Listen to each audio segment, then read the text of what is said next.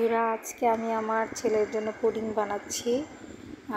খুব সুস্বাদু এবং কালারফুল পুডিং। ফার্স্টেই আমি সাবুগুলো সেদ্ধ করে নিয়েছি গরম পানিতে, তারপরে সাবুগুলো গরম দুধের মধ্যে দিয়েছি এবং এখানে এক এক করে কালার দিয়েছি,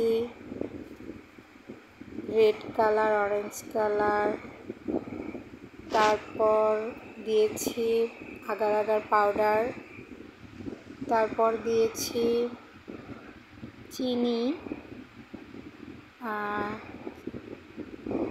এবং দুধ আছে। সবগুলো একত্রে জাল দিচ্ছিলাম।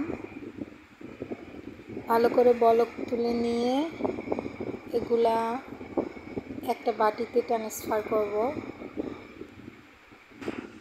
বাটিতে করে আমি ফ্রিজে রাখছিলাম প্রায় 30 মিনিটের বেশি। ফ্রিজে রাখার পর বের করলাম।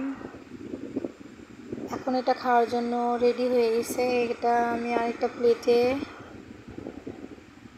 নিব পরিবেশন করার জন্য। এই তো আমার ছেলে খাওয়ার জন্য রেডি। আমার ছেলে বলতেছে, মামুনি তাড়াতাড়ি কাটো, খাবো। তারপর আমি কাটতে নিছি, ও আমাকে কাটতে দিচ্ছে না, বলতেছে দুইজনে কাটবো। একসাথে কাটলাম।